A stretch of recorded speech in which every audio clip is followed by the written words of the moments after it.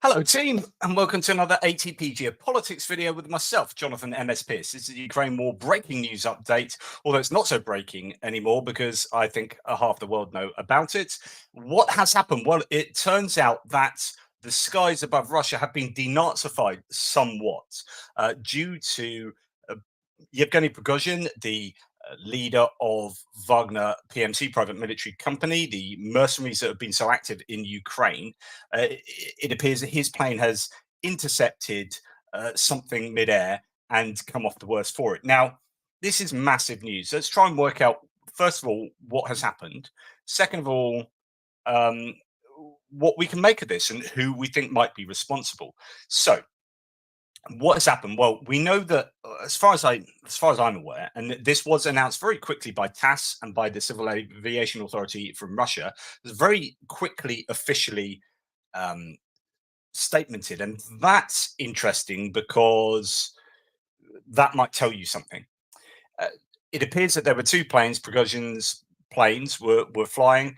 On the manifest, there were seven people, three crew members of what? Well, we assume, and the claims are that Prigozhin is dead, and Dmitry Utkin, his number two, and the guy who gave the name to Wagner, is dead as well. So his call sign is Wagner. It appears that uh, both of those people are dead, although it might not be the case. So a second plane did a UE and went back to Moscow. So this is in the Tver region of uh, of of Russia. Now the plane has gone down. 10 people have died. Three crew, seven people.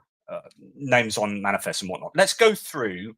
If I get this correct, let's go through some of the source materials I have to check out what has happened. Okay, so the first thing is that this video has come out, and this is of uh, the aircraft basically falling very fast from the sky downwards. This is a sort of activity you would expect from an aircraft that has been hit, rather than an aircraft that's flying and then loses power or something. It's just the way that this looks. I mean, it's burning in the sky.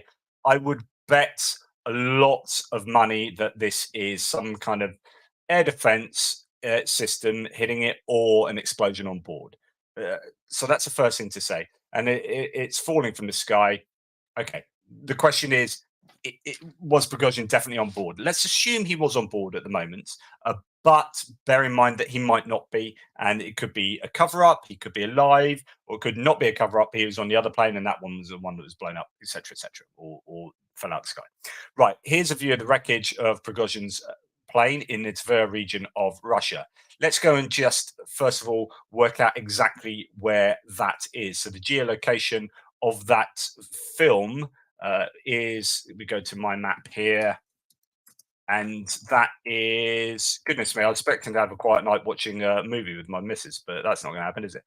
So that's where that took place. Now, the interesting thing to note here is that he was supposed to be in Africa, or was thought to be in Africa. He produced a video of him being in Africa. Some were claiming at the time that actually he wasn't there. He was too warmly dressed or whatever for what he was claiming was 50-degree heat plus. And dying then just north of Moscow might indicate that he wasn't there for that video, but I don't know, whatever. So that is the wreckage on the ground. The number on the plane has been identified to be Prigozhin's plane. Prigozhin was on a passenger list, 10 on board, all dead. Putin's revenge took only a couple of months, but we're going to talk about that in a second. Yeah, so footage coming out showing the destruction.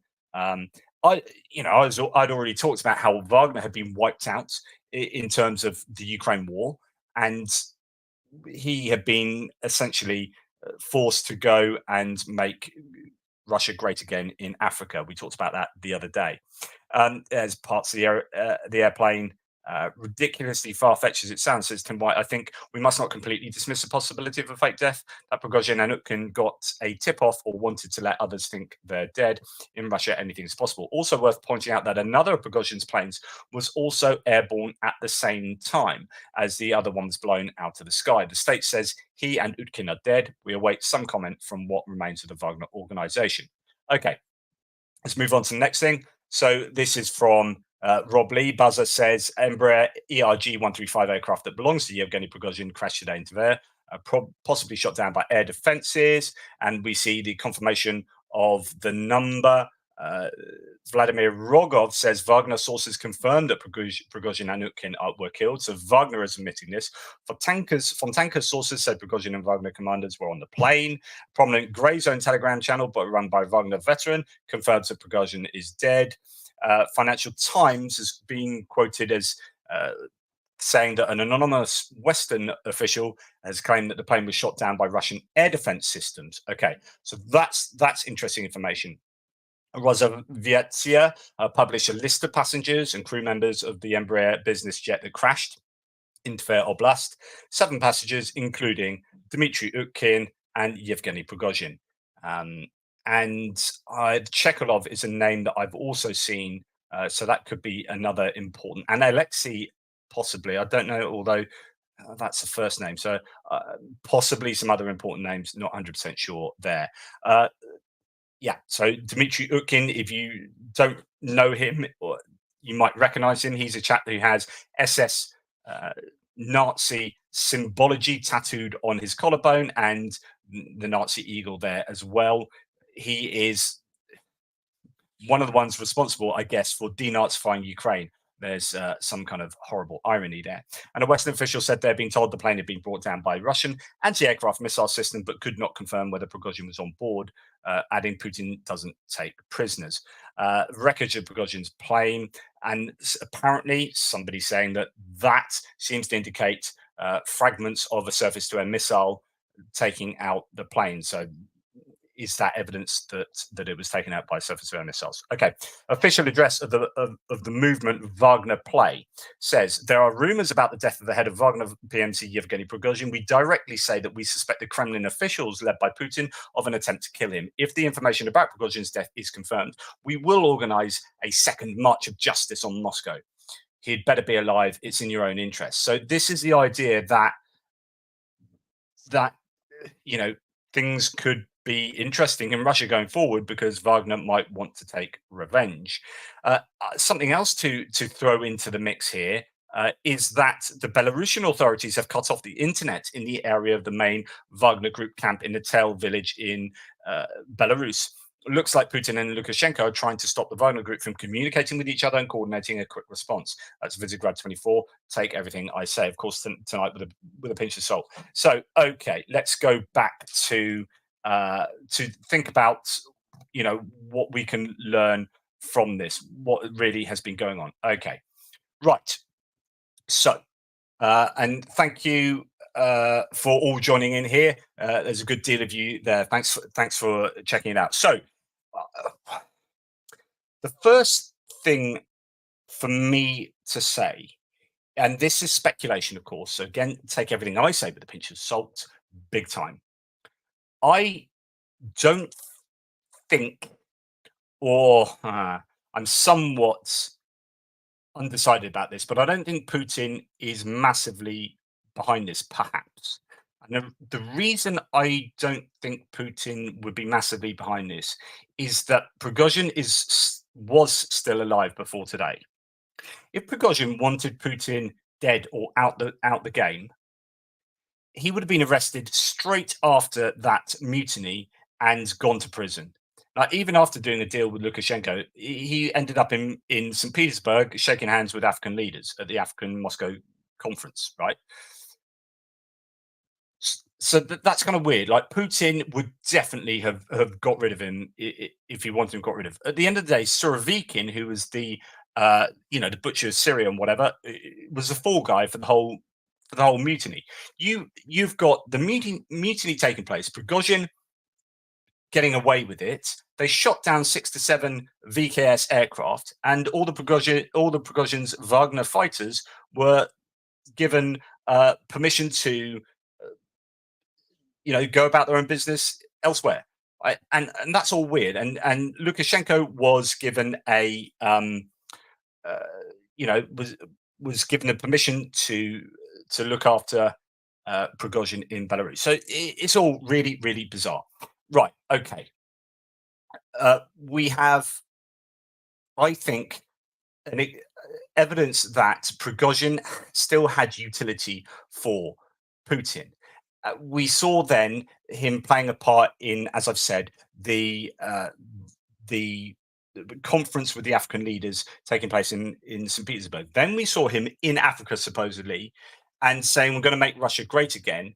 And we're going to be doing all these things, having our fingers in lots of pies in Africa. And you had the Niger coup, you've got Mali, you've got all these places in the Sahel area of Africa that Russia are heavily involved in, because for a few things that are important. One, the natural resources there, including uranium, so nuclear energy, or the natural resources for nuclear power, which affects France and therefore whoever France exports energy to, which is Germany and other places. So Russia gaining power, it is a zero-sum game there. So as the West and France lose power in the African area, Russia are gaining it from France and the EU and so on and so forth. So that is a really important area for Russia.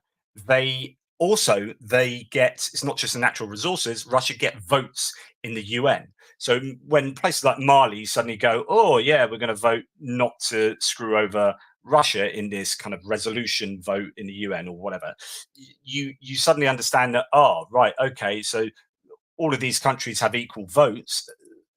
It doesn't matter if you think that country is less significant than, say, China or the US or whatever. They get a vote, and that's really important for Russia. So there's a lot of hard power to be had, actually, from their activities in, for example, Africa and elsewhere around the world. So Wagner and Prigozhin are, I think, are really important to Putin in that regard, in both money, finances, economy, and hard power and soft power. However, there's also recent stories that Russian MOD private military companies are trying to muscle in on Africa as well. So that could be a sign that Putin has used Wagner and Prigozhin to do the groundwork and then might be offloading them. So there's an argument in favor of Putin doing it over Prigozhin. As I say, I'm undecided, but I just think that if Putin really wanted Prigozhin out there, he would have just put him in prison or got rid of him elsewhere, rather than a really public. This is not, I don't think, Putin's style. It may be Russian style, but I don't know that it's Putin's style. A very public, sort of essentially assassination of Prigozhin. Now, if it's air defense, there is a theory that it could be the Russian VKS, so the Air Force, who we know were not happy with Prigozhin and Wagner taking out 6 or 7 of their planes, and a high number of pilots as well. One of those planes was a kind of a radar plane that had like 10 high value people on board that Wagner took out the sky. Now the VKS would want revenge, and here we have Russian surface to air missile system taking out a Prigozhin plane. So there's a theory there that seems fairly plausible.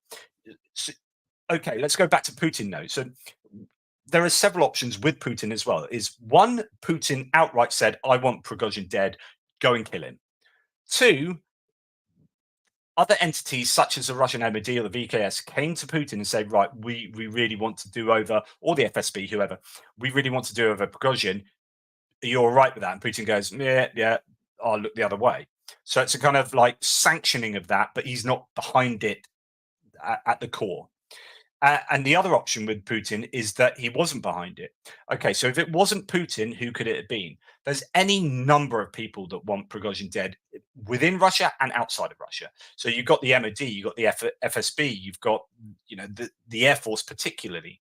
You have you've got elites, you've got oligarchs, the business world, you've got rich and powerful people that might want him dead, so on and so forth. There's lots of people that you could point a finger at and say, yeah, they could well be behind this within Russia. And then coming out of Russia, you've got obviously Ukraine, and they've got to be near the top of the list of suspects. But then you have intelligence agencies or whatever, clandestine operations of the West. US, UK, EU, whoever, like anyone else. So uh, it's any of these are plausible. Like if you came to me tomorrow and said we've got evidence it's Ukrainians, I'd be like, yeah, I can see that. If you came to me and said we've got evidence as a Russian oligarch, I'd be like, yeah.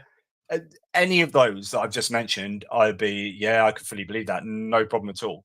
And that's the problem, as someone says here. How about Evil Gherkin? He's in prison, but you never know. He might have a few contacts.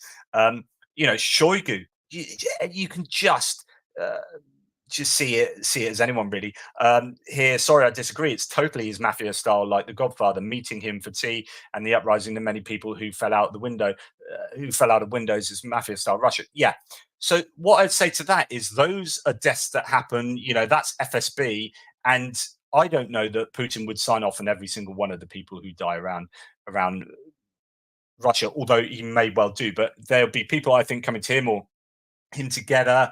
Uh, yeah, but that's kind of falling out of windows, shooting down a private airplane with a surface to air missile. If that's what happened, I'm just not sure that is totally Putin. But do you know what? I could well be wrong. Of course, who am I to say? And so yeah, I'm just uh, slightly favouring Putin didn't do it, or he signed off on it. He was like, yeah, okay, if you really insist, let's go for it. But there could be machinations, under the bonnet in terms of what's going on in the Kremlin. It's really significant. The part of the reason I also, like I've said already, one of the main reasons I don't think Putin would be too behind it is I still think Prigozhin had utility for Russia actually. So although a lot of people had a good reason to do him over, the importance of Wagner activities to um, to to Russia, I think, are significant. Anyway, let's have goodness me, I can't. There's so much live chat going on. I can't make head or tail of it. So I'm really sorry I can't react to too much of what is being said. It's just flying past too quickly. But of course, let us know with each other, what your theories are, pet theories are. Yeah, as let's pop into a couple. I may have called it with Shoigu and Gerasimov remaining in where they are. Putin has friends he trusts. End of story. This is quite an interesting point. Is that although they aren't really strong leaders, Shoigu and Gerasimov, and get slagged off from the MOD, that plays into Putin. So Putin appears to get rid of people who are totally strong. So this kind of, I guess, could play into Putin being behind it because he does get rid of people who are threats to him. But again, it goes back to the question: why hasn't he already done that with Prigozhin? He's had ample opportunity to, and this seems to be a bizarre way to do it. But nonetheless, he does get rid of people who are who are too strong and leaves people that aren't going to challenge him for leadership of Russia. So neither Gerasimov nor Shoigu are ever going to stab him in the back and take over uh, the Kremlin. But he is propping them up. And so they are reliant on him, and they will be loyal lapdogs. So I think, yeah, that's my opinion on them. Let's have another look at here. Thank you very much, Aussie T, for becoming a member. That's really cool. Here's another option. Russia is led by a small group of mobsters, and all of Putin's doubles are just doubles. I was wondering about this. Now, I have to do a corrective today from today. So, in one of my news pieces, I showed you a video of Putin looking at his wrist to check his watch, and his watch is on the other wrist. And other people pointed out that that video was cut, and actually, the longer video had him changing the watch to the other wrist. And actually, that would explain why he looked at that. And it's not a double that's not used to wearing the wrist on that not used to wearing a watch on that wrist. However, I'm pretty sure there are doubles, and my question with the doubles is: are some of the is there one proper Putin and everyone else is just going around and doing whatever they're being told, or has there been a double that's almost taken over the role of Putin, and the original Putin is now being sidelined, and now it's his double that is doing the main kind of Putin work? I don't know. When you look at some of the old footage of some Putin footage from 10 years ago plus, I do look and think they're definitely two different people. I know he's on steroids and whatnot for health reasons, so on and so forth. But yeah, does sound rather like conspiracy theories. But I do think I think there's enough information now that. Or enough evidence now to suggest he does have at least one double. Um, uh, this is how the FSB works. Remember, Russia had no issue with shooting down the MH17. So that's the airplane that was shot down with a load of Dutch nationals on, and that was shot down over Ukraine during the earlier iteration of the war in Ukraine now from 2014 on, and that is why the Netherlands are so supportive of Ukraine at the moment. Uh, and yeah, they remember that. But yeah, this is how the FSB works. I think that is a good point. Still trying to work out, I guess, with that plane, how much was the intention to shoot that down? Was it a mistake? There's all that still out there, but it has gone through the Hague, and three people, including Evil Gherkin, have been done as war criminals for that. So again, you've got good evidence to suggest that the FSB were behind it. Um, this is a story that is definitely going to keep producing the goods for the next week. I guess there's going to be an awful lot of people coming up with theories, uh, and the nature of Russia and this war is that you can be guaranteed that pretty much every theory, no matter how far out it sounds, is probably fairly plausible. Time for a tea break. Yes, so I don't know what else I can add. So it's going to be the end of the live stream pretty soon. But thank you for watching. Unless you have any particular questions that I can quickly see, like this one, is anyone even surprised? That's actually quite a good question, because I was, on the one hand, surprised, but on the other hand, not surprised. Like, he was not long for the world, really. He a bit like Evil Gherkin. You're thinking, don't stand near a window, even like a plane window. Uh, you are standing on very thin ice. But it goes back to I still think he had utility for Putin. Putin, when Putin stood up on that morning of the mutiny and said his piece, and it was and saying that made Prigozhin then go sort of more anti-Putin than anti-MOD. I think that mutiny was against the MOD, and I think he wanted to take Gerasimov hostage, who was in Rostov on Don, and he missed it. There was a tip-off, and that ended up with, I think, uh, Wagner going towards Moscow in a way that they actually didn't want to do. And so you're going towards Moscow with not enough people to take Moscow at all. You're going to get absolutely done. You want to get out of jail free card. And he's expecting Putin to be maybe understanding and seeing that as a military mutiny rather than a coup. But then it got turned into a kind of coup because of what Putin said. But I think I don't think Prigozhin was ever going to challenge Putin seriously. I don't think, for a leadership. I don't think it was a coup. And then this goes back to thinking, I just don't think Putin wanted to get rid of him. But yet again, uh, I can also see it as perfectly plausible that he'd want to get rid of him. So it's a complete contradiction. But these things are going around in my head and just trying to work it all out at the moment. Um, it's probably the least likely, I think, hypothesis at the moment would be something like US Western nations behind this. I think it's most likely a Russian thing. Secondarily, it's going to be a Ukrainian thing. If it's an air surface to air missile system, then this is really a Russian thing, I would guess. I don't think you're likely to get any other involvement.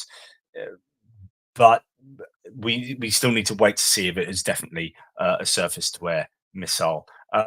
Thank you for the. I don't know if these are gifts of membership or or whatever. Thank you if they are, to whoever has done that. But Javier Alvarez, thanks for becoming a member. I was wrong thinking that being a popular person will stop Putin try to kill me, said Navalny. That's a really, I guess, prescient thing to say uh, from Navalny. And Navalny, of course, he thought, well, I'm too big to be done over, and then he's gone to prison, and then he's been kept in prison, kept in prison. But again, there's someone who's not been outright killed, who's almost too big to be killed, is a theory, but he has been kind of disposed of, essentially.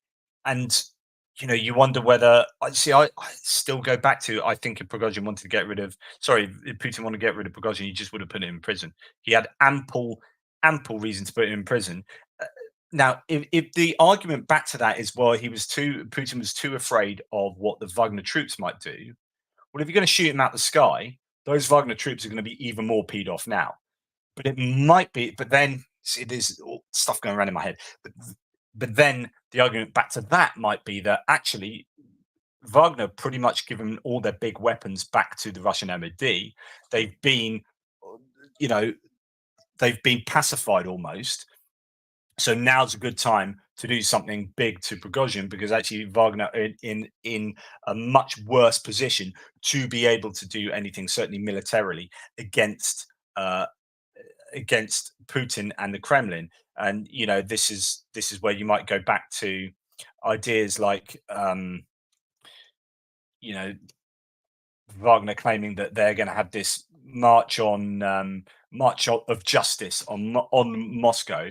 I just don't think they're in a position to do that. You've got 25,000 people at most in Wagner. Some of those are now in the Russian MOD. Some of those are in Africa. Some of those are in Belarus. Some of them are back in the Ukraine. And not many of them have access to meaningful weapons.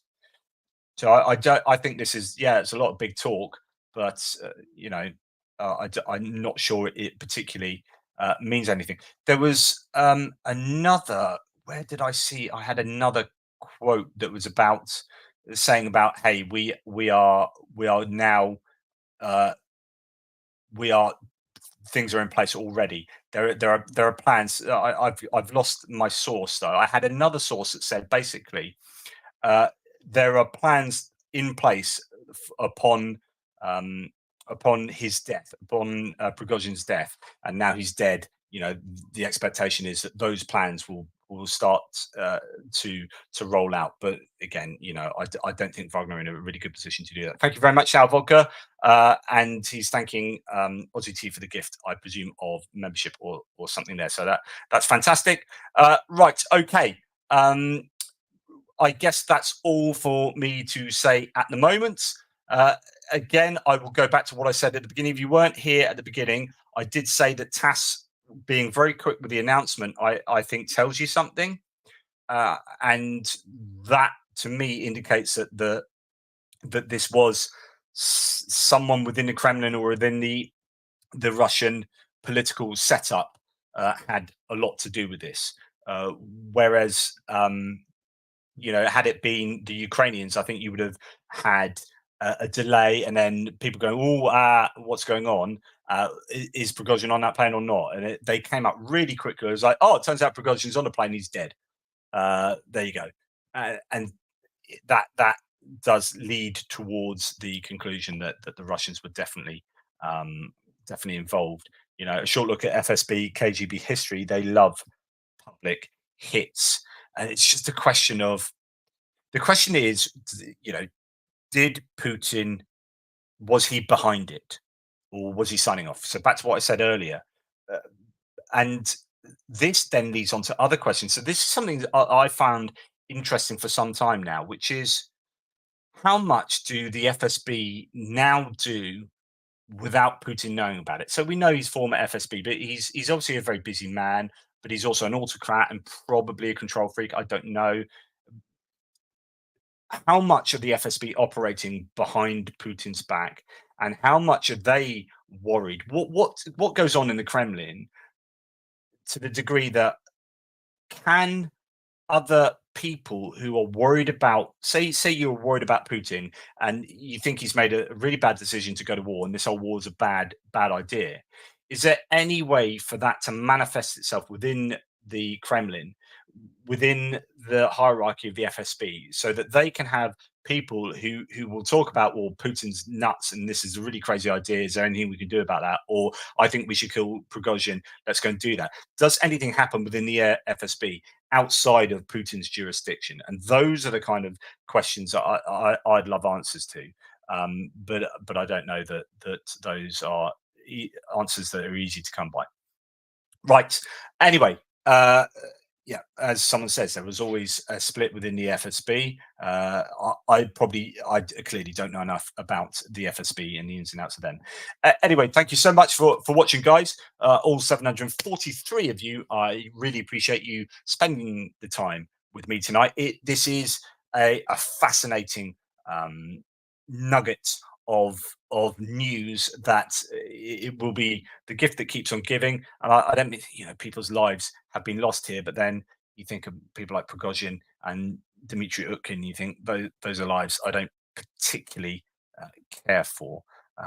But yeah. Right. Thank you, Ronald van der Stam. Excellent for becoming a member of the channel. Awesome stuff.